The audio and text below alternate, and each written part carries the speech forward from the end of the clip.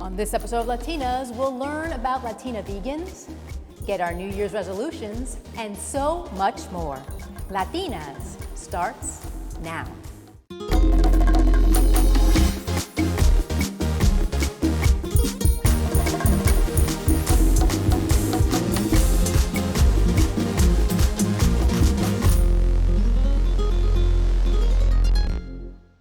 Happy New Year and welcome to Latinas, the show that's all about nuestras mujeres in the Latinx community. I'm Tinabeth Piña. We're kicking off 2022 at the Hispanic Society Museum and Library in New York City, which preserves and exhibits thousands of works of art in every medium directly related to Spanish and Portuguese-speaking countries. The collection is a cultural gem in a landmark building that is currently being renovated to meet COVID regulations. Speaking of COVID, did you know that online wine sales spiked more than 500% during lockdown? And according to the Wine Institute, Latino consumers are expected to buy over 90 million boxes of wine by 2033. A couple of very smart Latinas realized this trend and created wine clubs targeting us in particular. Let's take a look. Cheers.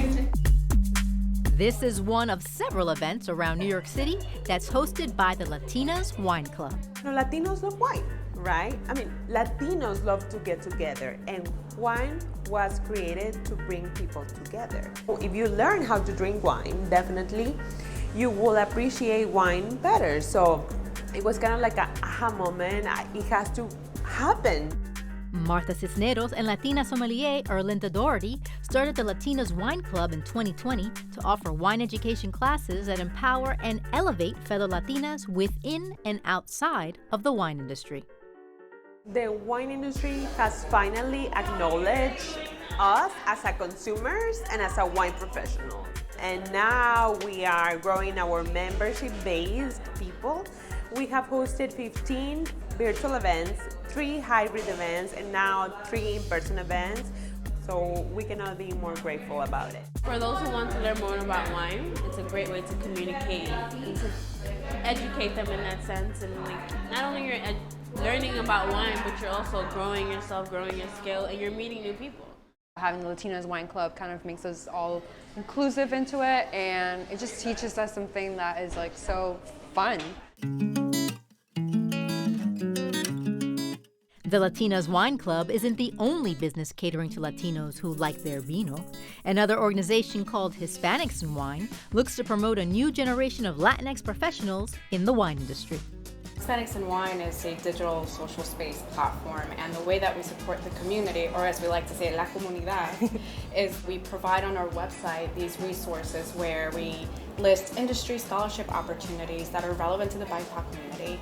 We also list industry jobs that are related to the restaurants, sommeliers, wineries. And then we also do the Spotlight series.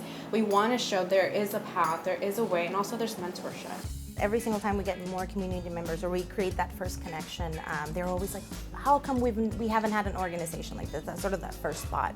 And it's been them getting very excited to be able to share their story, but also recommending us other people that join in. So us creating these little connections has been, something beautiful to watch. Do you think it's a coincidence that it happens to be 2 Latinas who happen to create this? Absolutely not. I mean, No. we rule. I mean, there's no other choice.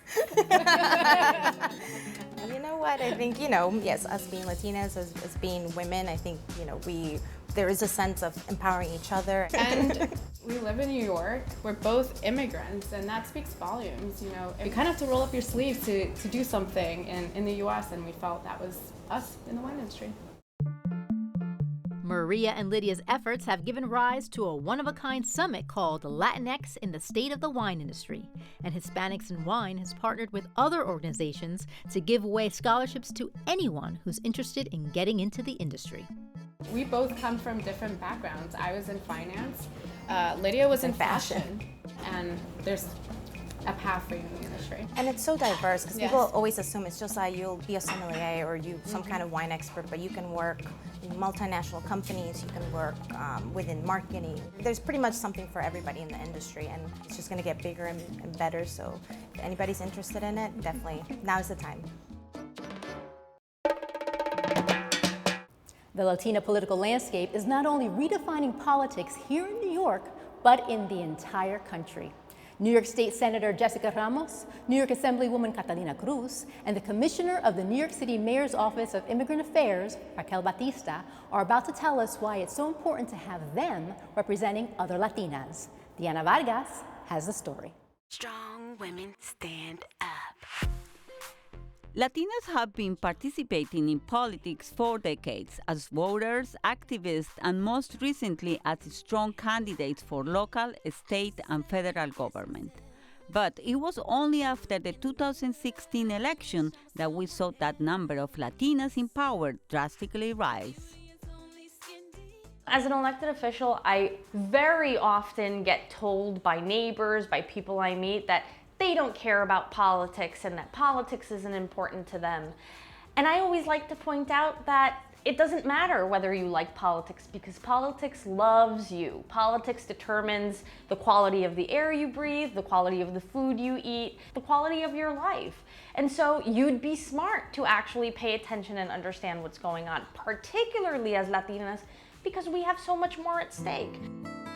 While nearly 30% of New York City's ever-growing population is Latino, more than half live below the poverty line or are part of the city's low-wage essential workforce. The Latino community is one of the most diverse groups in New York City, made up with over 20 different ethnic and national groups. The Latinx immigrants participate in the labor force at a higher rate at 67%, and nearly 73% of the Latinx foreign-born workforce are essential workers. Unfortunately, along with street vendors, many domestic workers, many nail technicians have been left out from traditional wage replacement programs like unemployment insurance. And we saw during the pandemic just how many people needed that help. The compelling combination of high needs and low representation make Latina candidates crucial in challenging stereotypes. They have been defenders of women's rights and advocates for policies that reflect the obstacles they have faced themselves, like Catalina Cruz, the first Dreamer to be elected in New York. There's a saying in Spanish, my abuelita used to say, el que más la sufre es el que más la lucha. There is a reason why many laws didn't really change until more women got into office. We only expect Latinas to continue building up their political power, increasing their representation in government, and defending our rights to choose. It is so important that everyone participates in the electoral process, whether it's coming out to vote, and for those folks in our community who are unable to vote. So having that opportunity for Latinas not just to vote and not just to run for office, but actually engage in knocking on doors, in organizing your community, whether it's in your building or your church or your workplace, is the only way that we can win things like affordable housing, like guaranteed health care, like universal child care. And if we elect more women, more Latinas, more women who have lived the experiences that we've lived, we are going to have more protections that we need and frankly deserve. Latinas and Latina women in New York City, right? We are, a large number are mothers, some may be single mothers, caring for younger children. To still be active within the community, I think is important. On a lot of those systems that have been oppressive, sexist, racist, and I actually think this is why we have more women elected officials nowadays. Diana Vargas for Latinas. Myrna Perez, a lawyer and judge serving on the Second U.S. Circuit Court of Appeals, is currently the only Latino on the court, and its first Latina since Sonia Sotomayor was confirmed for the Supreme Court in 2009. Perez is considered one of the country's foremost experts on elections and the right to vote, and was the former director of voting rights and election programs at New York University's Brennan Center for Justice. Myrna Perez is today's Badass Latina. More and more Latinos are embracing veganism, and that shift towards plant-based eating could greatly benefit our community. Correspondent Elena Romeo met with 2 Latina vegans to learn more. I've never met another vegan in my life, and I wasn't raised around anyone who was vegan. And one day I just made the connection of who I was eating rather than what I was eating. Boricua Floridian Bianca Molina is among the growing Latinas who've gone vegan, the plant-based lifestyle that simultaneously advocates for human health, animal rights, and the environment. I started exploring, a meat-free lifestyle and a meat-free diet, and it was kind of a journey. I had no intentions of going fully vegan. It started off initially with like red meat, and then eventually transitioned over to like chicken, and then I was eating only seafood. And then I just kept learning more, not only about the animals themselves and what they go through, but also the health benefits of more plant-based diet. Latinos are choosing a vegan lifestyle for many reasons, but health concerns are the main reason why. According to the National Institute of Health, plant-based diets can lower the risk of conditions like hypertension and diabetes and the likelihood of developing other chronic illnesses. Although in our culture it's not very widely accepted yet, it's something that we can do, it's accessible, and you can still have the same tastes and textures of everything, it's just the vegan version. Vegan diets exclude all foods produced or derived from animals, including meat, fish, dairy products, eggs, and honey. Often people will tease you and say, well, how are you Boricua? You don't eat red meat, but at the end of the day, I'm still Boricua. I use jackfruit to make my piña instead.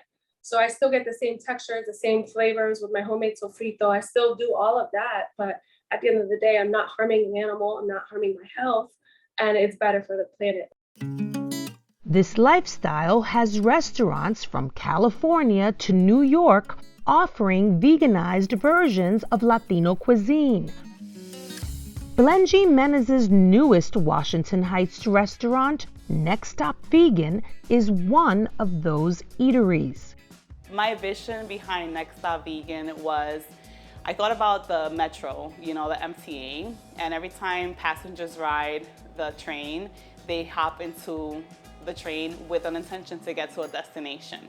I said every time our clients hop into this train, the intention is for them to hop into the stop that will lead them to veganism. So every stop is a transition to that. Popular Next Stop Vegan dishes include truffle mac and cheese, mofonguitos, and their barbecued jackfruit sandwich. Myrna recommends all to give vegan food a try. We can have flavorful food and have a fun experience through food and not have to feel deprived from the experience. What advice would you give Latinos? I would say don't be afraid to eat vegan food. I would definitely say don't be afraid to eat vegan food. Our ancestors, this is the lifestyle they lived. So Latinos need to shift the mentality of negativity and erroneous perceptions that food needs to be over seasoned and over this. And if you take the middleman out, you're basically eating plant-based stuff always. For Latinas, I'm Elena Romeo. Half of the world's population is female, but men know so very little about our bodies and cycles. So we got 3 Latinas in different stages of menopause to share their thoughts on how to maintain healthy relationships with their partners in today's Caliente Caliente. The idea, with my husband, when he doesn't, he'll look at me as if I'm what monster are you, because one day it's depression and another day it's super dryness and another day it's no libido and another day it's hot flashes and I can't sleep. And so, I look at him and I go, I can't. And then, I go on a diet and he loses more weight than I do. And as far as for my partner, it's like he knows I got my ups and downs and all that. And, he has hobbies. So when I have my downs, he's gonna go do whatever it is that he does, and it's fine. We have an understanding. And would I ever talk about, having a menopausal symptom at work, with a group of people in a conference? No, never. You would say, I'd even be embarrassed to say, I'm too hot. Can that be hot? Can we change the, the temperature? Because you don't want people to, stereotype you, because I feel as if all their lives, while we've been going through estrogen and progesterone and then getting pregnant, and they're just testosterone. That's the part that I'm not jealous about men. Men are always the same. I agree with you, Carmen. Like sometimes I'm like, God, men have it simple. We're not really talking about our menopause, our ovaries, our menstrual cycle. I've also have found, at least in my experience, for the most part, and to their credit, like they're very open to learning about the menstrual cycle and the menopause and what happens and how do you feel. And I feel like if society was more open, if this was taught in health class in school, I don't know if there's a health class. I don't remember one. I think it would help us, right? In not only with ourselves, but in relationship to men and men understanding us. It's our fault as well, because we also think of it as a taboo thing. Don't say anything, don't do anything, this and that. We put all kinds of restrictions on ourselves. Even with my son, I sit down, it's like, yeah, I'm going through it. He's like, oh, are you gonna go nuts? And I'm like, it has nothing to do with going nuts. It has everything to do with, hormonal changes. I mean, maybe you don't feel it. I mean, you do have hormones, you don't feel it, but not as a woman. I look at women who are my age, who are, prominent icons. Madonna's my age, 63. But I think that everything from social media to television to the movies nowadays are allowing all aspects of women and what ages and stages they're in for us to not only associate with, but look at them as role models. There are some cultures that the woman has to sleep, like, in the back of the house while she has her period because she's dirty. Until we deal with that, then the global support for menopause is not going to happen, right? So it's just like kind of had to put them together and say it's just a normal cycle. I mean, I'm sure men have their cycles too, we just don't want to hear about them, right?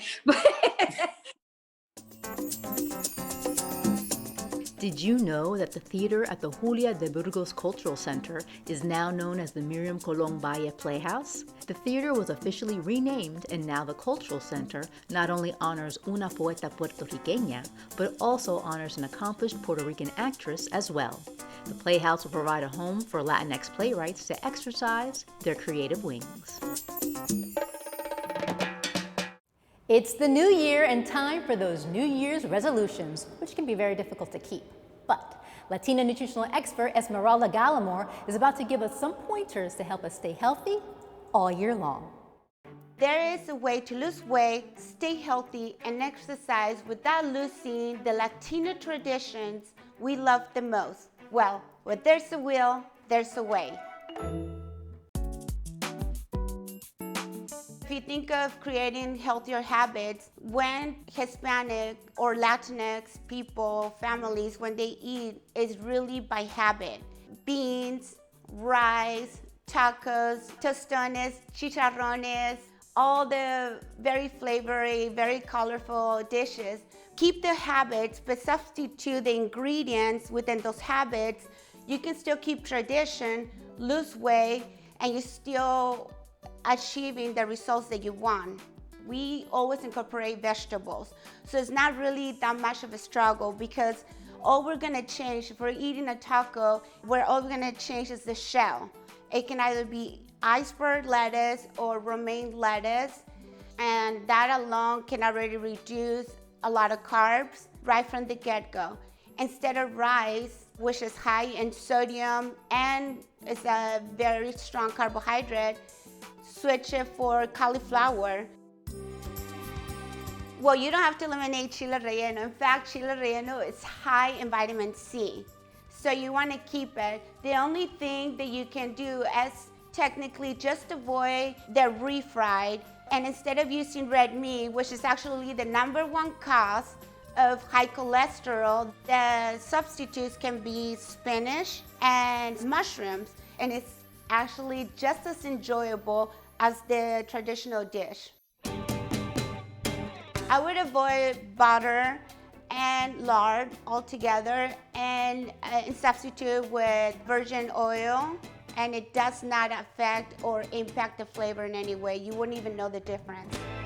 In addition to creating new, healthier eating habits, implementing a reasonable exercise regimen can complement and help you achieve your New Resolution goals. If you just tell somebody, walk 20 minutes a day, and then the next day increase it to 40, that doesn't feel like it's a struggle. That doesn't feel like it's not achievable because it's just part of the daily routine.